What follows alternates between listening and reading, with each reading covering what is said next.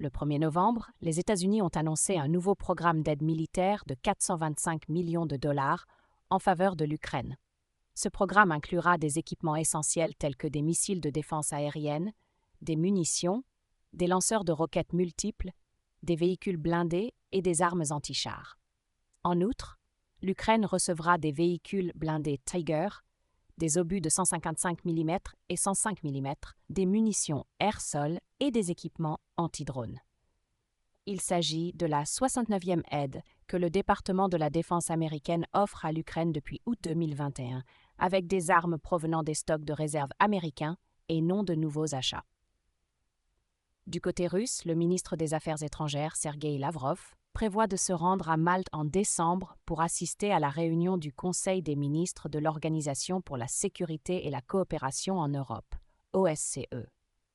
Ce sera la première visite de Lavrov dans un pays membre de l'Union européenne depuis le début de l'opération militaire spéciale en Ukraine en février 2022. La réunion de l'OSCE à Malte, prévue pour les 5 et 6 décembre, rassemblera les représentants de tous les pays membres, y compris la Russie.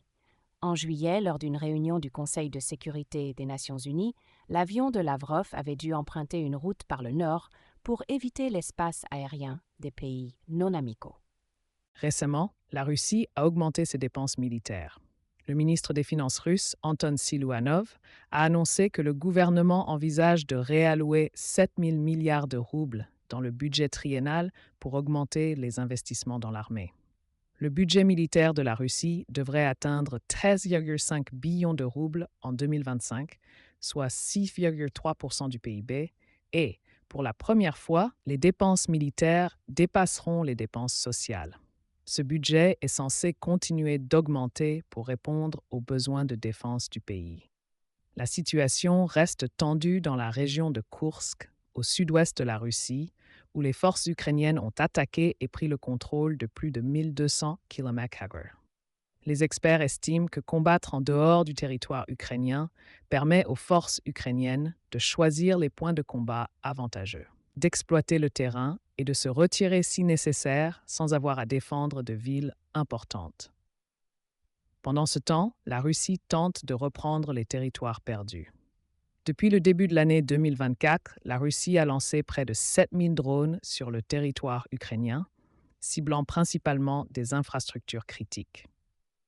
En octobre, le nombre de drones utilisés a dépassé les 2000, dont près de 60% ont été détruits par la défense aérienne ukrainienne. Le ministre des Affaires étrangères ukrainien, Andriy Sybiha, a exprimé sa confiance dans le soutien continu des États-Unis, indépendamment du résultat des élections présidentielles américaines du 5 novembre. Il a souligné que ce soutien ne relève pas seulement de la bienveillance, mais contribue également à la sécurité transatlantique. La prochaine élection présidentielle américaine verra s'affronter Donald Trump, candidat du Parti républicain, et Kamala Harris, candidate du Parti démocrate. Alors que Trump critique régulièrement le président ukrainien Volodymyr Zelensky, Harris s'engage à poursuivre le soutien à l'Ukraine. Le Congrès américain a approuvé près de 175 milliards de dollars d'aide à l'Ukraine depuis le début du conflit en février 2022.